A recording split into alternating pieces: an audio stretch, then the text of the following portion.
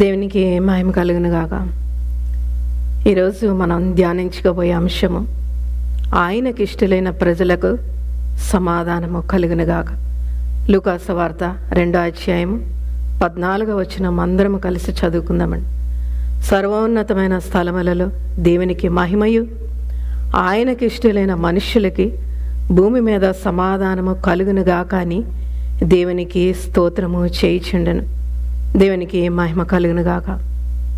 క్రీస్తు జననము తండ్రి అయిన దేవాది దేవునికి మహిమ తెచ్చిందని మనం ఎన్నోసార్లు ధ్యానించుకున్నాం. ఎప్పుడైతే దేవునికి మహిమ కలిగిందో అప్పుడే భూమి మీద ఉన్న మనుష్యులకి సమాధానం. మనం చదువుకున్న వాక్య భాగము, సర్వోన్నతమైన స్థలములలో దేవునికి మహిమయు, ఆయనకి ఇష్టలైన ప్రజలకి సమాధానము కలుగునుగాక. మొట్టమొదట దేవునికి మహిమ, తర్వాతే మనుషులకి సమాధానం. మనుషులకు సమాధానము తేవటానికే మరి క్రీస్తు ఈ లోకములో పుట్టటం జరిగిందండి. దేవుని కుమారుడైన క్రీస్తుని ప్రభువుగా, సొంత రక్షకుడిగా స్వీకరించిన వారికి దేవుని యొక్క అనుగ్రహము, పాప విముక్తి కలిగి దేవుని యొక్క గొప్ప సమాధానము వారు తప్పగా అనుభవిస్తారండి. దేవుని అద్భుతమైన సమాధానం మనం పొందుకోవాలంటే మొట్టమొదట మనం ఆయనకి ఇష్టలుగా మనం జీవించాలి. ఆయనకి ఇష్టలైన మనుషులకు సమాధానం అనే వాక్య భాగాన్ని మనం చదువుకున్నాం కాబట్టి, దేవుడు ఎవరిని ఇష్టపడతాడు, ఆ ఇష్టపడిన వాళ్ళు ఎటువంటి లక్షణాలను దేవుడు చూస్తాడు, అటువంటి వారికే దేవుడు సమాధానాన్ని ఇస్తానని వాక్యం సెలవిస్తుంది. ఈరోజు ఒక 5 విషయాలని మనం చూద్దాం. దేవుడు ఎవరిని ఇష్టపడుతున్నాడు, ఎటువంటి లక్షణాలు ఉన్నవారిని దేవుడు ఇష్టపడుతున్నాడు, అటువంటి వారికి ఈ భూమి మీద సమాధానం కలుగునుగా కానీ దేవుని వాక్యం సెలవిస్తుంది. మొట్టమొదట యథార్థంగా ప్రవర్తించేవారంటే ఆయనకి ఇష్టమంట. సామెతల గ్రంథం 11:20 వచనం ప్రకారం చూస్తే, మూర్ఖ చిత్తులు యెహోవాకు హేయులు, యథార్థంగా ప్రవర్తించే వారంటేనే ఆయనకి ఇష్టం. దావీదు యొక్క యథార్థతను బట్టి దేవుడు దావీదుని ఎంతగానో ఇష్టపడ్డాడట. దావీదుని ఇష్టపడ్డాడు కాబట్టి అనేకమైన ప్రమాదాల నుండి, అనేకమైన క్లిష్ట పరిస్థితుల నుండి మరి దేవుడు దావీదును తప్పించినట్లుగా చూస్తున్నాడు. దావీదు యొక్క అనుభవము కీర్తనల గ్రంథము 18వ అధ్యాయం 16 నుండి 20 వచనాల్లో దావీదు ఒక చక్కటి అనుభవాన్ని రాశాడండి. ఆ 19వ వచనంలో చూస్తే దావీదు అంటున్నాడు, విశాలమైన స్థలమునకు ఆయన నన్ను తోడుకొని వచ్చి, నేను ఆయనకి ఇష్టడును గనుక అన్ని విషయాల్లో నన్ను తప్పించానని దావీదు యొక్క అనుభవాన్ని చాలా చక్కగా రాస్తున్నాడు. విశాలమైన స్థలానికి ఎందుకు తోడుకొని వచ్చాడు, మరి అంతేకాకుండా ఆయనకి ఇష్టడును గనుక తప్పించాను అంటున్నాడు. ఆ కారణాలన్నీ కూడా ఆ 18వ అధ్యాయము 16 నుండి 20 వచనాల్లో దావీదు తన యొక్క అనుభవాన్ని అక్కడ స్పష్టంగా రాశాడండి. నేను ఆయనకు ఇష్టడును గనుక దావీదు దేవునికి హృదయాన్ని అనుసరించి దేవునికి ఏది ఇష్టమో, ఎలా నడవాలో, ఎలా జీవించాలో ఆయన జీవించాడు గంట నా హృదయానుసారుడని దేవుడు సాక్ష్యము దావీదు పట్ల మాట్లాడుతున్నాడు. ఈరోజు మన కష్టములో ఉన్నప్పుడు, అలాంటి సమయాల గుండా వెళుతున్నప్పుడు దావీదు లాంటి సాక్ష్యము మనకుందా? నేను ఆయనకి ఇష్టడను గనుక అని ఒక ధైర్యంతో నేను చెప్పగలమా ఈరోజు?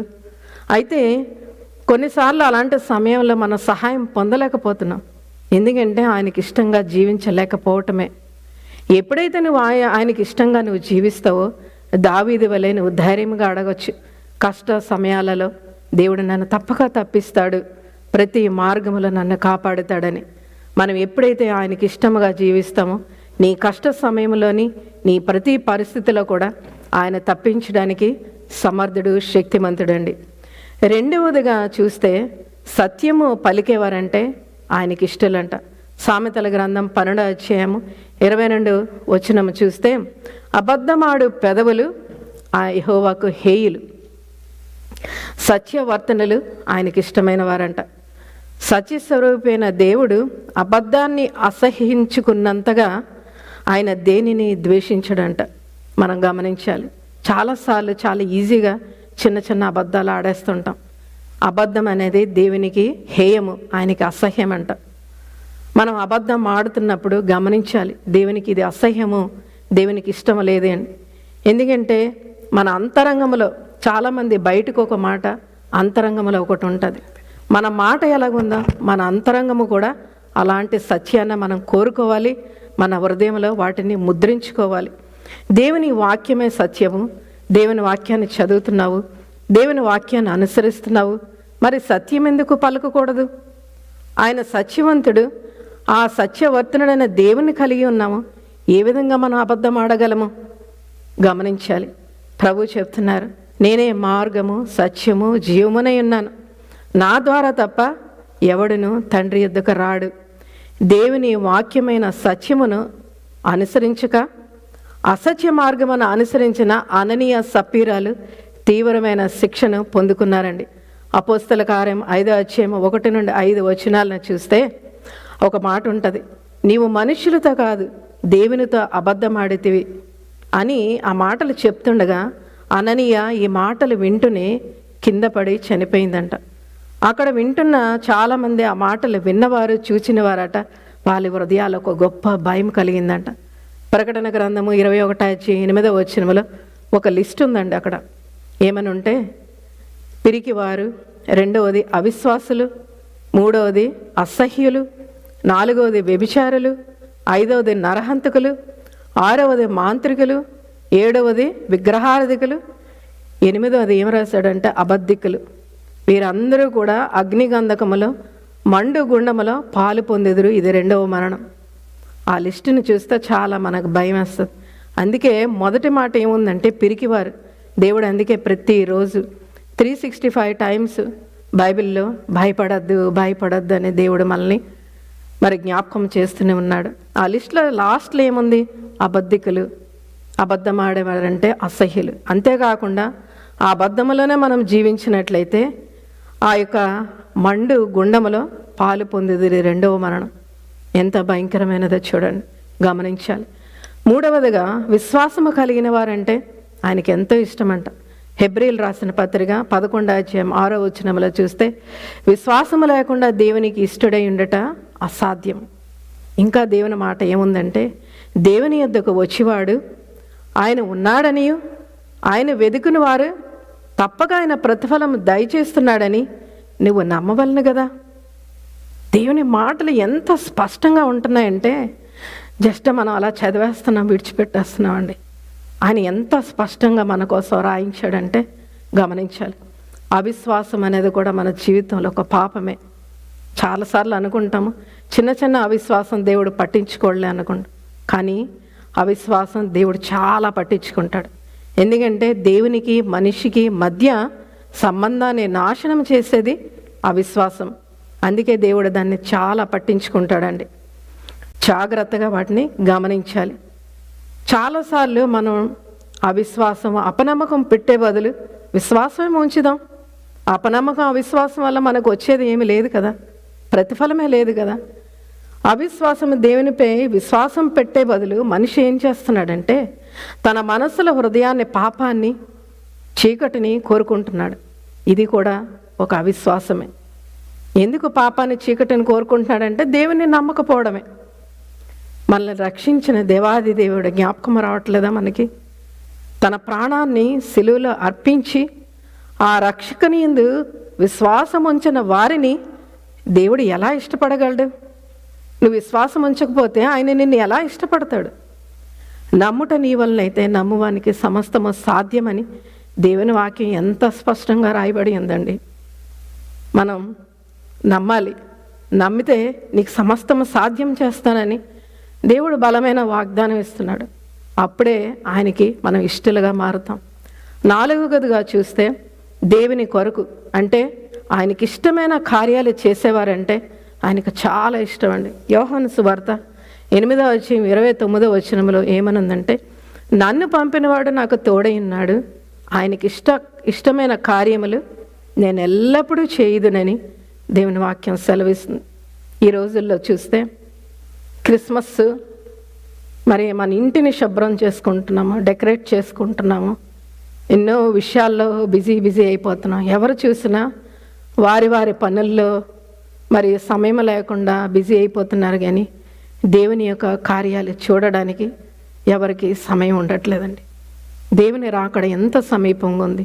ఇంకా మనం త్వరగా దేవుని యొక్క కార్యాలు చేయడానికి మనం ఇష్టంగా ఉండాలి. ఆ యొక్క విషయాలు స్థిరంగా ఉండాలి. ఒకరోజు కొన్ని పనులు చేసి రేపు పర్లేదులే అనేది కాదు. దేవుడు మనకి శ్రేష్టమైన సమయాన్ని ఇస్తున్నాడు, ఆయుష్కాలాన్ని ఇస్తున్నాడు. సజీవ లెక్కలో ఉంటున్నాం. దేవుని వాక్యం వినడానికి ఇంకా దేవుడు సమయం ఇస్తున్నాడు. మన బ్రతుకులను మార్చుకోవడానికి కూడా దేవుడు ఇంకా సమయం ఇస్తున్నాడు. కానీ ఆ సమయాన్ని మన కోసం సద్వినియోగం చేసుకుంటున్నాం, కానీ దేవుని కోసం పనిచేసేవారుగా ఉండటం లేదు. దేవుని కోసం పనిచేసేవారు తగ్గిపోతున్నారు దినదినము కూడా.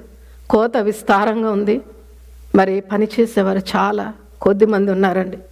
అందుకే ఫిలిప్పీలు రాసిన పత్రిక 2:21 అందరూ తమ సొంత కార్యాలని చూసుకుంటున్నారు, కానీ యేసుక్రీస్తు కార్యాలని ఎవ్వరు కూడా చూడట్లేదు. కాబట్టి మనం దేవుని యొక్క అనుగ్రహాన్ని మరి సమాధానాన్ని పొందుకోలేకపోతున్నాం. చాలా ఎక్కువ విషయాలు గమనించాలి. మనం దేవునికి ఇష్టలుగా మనం ఉండాలంటే దేవుని సేవలో కానీ ఆయనకి చేసే కార్యాలు యందు ఆసక్తి కలిగి ఉండాలి, స్థిరంగా ఉండాలండి. దేవునికి మహిమ కలుగును గాక. అప్పుడే దేవుడు మనల్ని ఎంతో ఇష్టపడతాడంట. 1 కొరింథీయులు 15:58 చూస్తే దేవుని కొరకు మనం పడే ప్రయాస ఎప్పటికీ కూడా వ్యర్థము కాదు కాదు కాదు. ఇంకా అధికంగా పనిచేస్తూ ఉండాలి. మన ప్రయాస వ్యర్థము కావడం అంటూ ఎన్నడూ జరగదండి. మనకు ప్రయాసకు తగిన ప్రతిఫలము దేవుడు తప్పగా మనకు అనుగ్రహిస్తాడు. అనుగ్రహించడమే కాకుండా నీ పక్షాన ఒక సాక్ష్యం ఏంచి పలుకుతాడంటే బడా నమ్మకమైన దాసుడా అని ప్రభు యొక్క గొప్ప సాక్ష్యాన్ని మనం పొందుకోగలం. చివరిగా దేవుడు ఎవరిని ఇష్టపడతాడంటే విరిగి నలిగిన హృదయము గలవారంటే ఆయనకి చాలా ఇష్టం అండి. కీర్తనల గ్రంథం 51:17 చూస్తే విరిగిన మనస్సే దేవునికి ఇష్టమైన బలులు. దేవా, విరిగి నలిగిన హృదయమును నువ్వు అలక్ష్యము చేయవు. ఆయనట విరిగి నలిగిన హృదయాన్ని అలక్ష్యం చేయుడట. అంటే పశ్చాత్తాపం. చూడండి, ఆకాశము విరగబడితేనే వర్షం కురుస్తుందండి. మన హృదయాలు విరగబడాలి, మనలో ఉన్న కఠినత్వాన్ని తీసుకోవాలి. దేవునికి ఇష్టమైన బలులు అంటే విరిగిన హృదయం, అంటే మనం చేసిన పాపాల నిమిత్తము నిజమైన పశ్చాత్తాపము, దుఃఖము ఎప్పుడైతే నీకు కలుగుతుందో ఆ పాపిని దేవుడు తప్పకుండా స్వీకరిస్తాడు, ఆయన క్షమిస్తాడండి. నువ్వు ఎలాంటి పాపమైనా కూడా హృదయపూర్వకంగా దేవా నా పాపములన్నింటినీ క్షమించాను ఆయన పాదాల దగ్గరికి వచ్చినప్పుడు ఆయన ఎన్నడూ కూడా సిద్ధముగా ఉంటాడు. ఆయన త్రోసివేసే దేవుడు కాదు, నిన్ను స్వీకరిస్తాడు, అంగీకరిస్తాడు. దేవునికి మహిమ కలుగును గాక. ఈ సర్వ సృష్టి కూడా దేవునికి ఇష్టమైన రీతిలోనే పనిచేస్తూ ఉన్నాయండి. గమనించాలి, ఒక్క మనిషి మాత్రమే దేవుని కోసం విరిగి నలిగిన హృదయం దేవునికి అర్పించలేకపోతున్నాడు. ఈ లోకములో ఉన్నాము కాబట్టి దేవుని యొక్క అద్భుతమైన సమాధానము మనం పొందుకోవాలంటే మనం ఆయనకు లోబడాలి. ఈ భూమి మీద ఆయనకి ఇష్టలుగా మనం జీవించాలి. అప్పుడే మన హృదయాలకి నిజమైన శాంతి, సమాధానము, గొప్ప సంతోషం మనం పొందుకోగలం. ఇక కొద్ది దినాలలో, కొద్ది రోజుల్లో నూతన సంవత్సరంలో ప్రవేశించబోతున్నాం. ఈ 2025లో మనలో ఏ మంచి ఉందండి? ఏ మంచి లేదు. అయినప్పటికీ ఆయన కృపా కనికరం బట్టి ఈ యొక్క నూతన సంవత్సరంలో అడుగుపెట్టే కృపను దేవుడు మనకి ఇస్తున్నాడు. కాబట్టి ఇకనైనా మన ఇష్ట ప్రకారం కాకుండా దేవుని ఇష్ట ప్రకారంగా మనం జీవిద్దామని దేవుని సన్నిధిలో ఒక మంచి తీర్మానాన్ని తీసుకుందాం.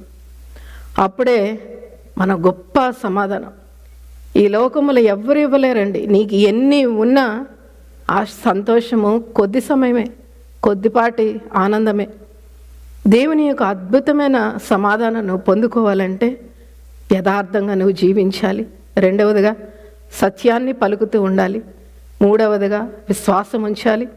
నాలుగవదిగా దేవునికి ఇష్టమైన పనులు దేవుని సేవలో చేస్తూ ఉండాలి.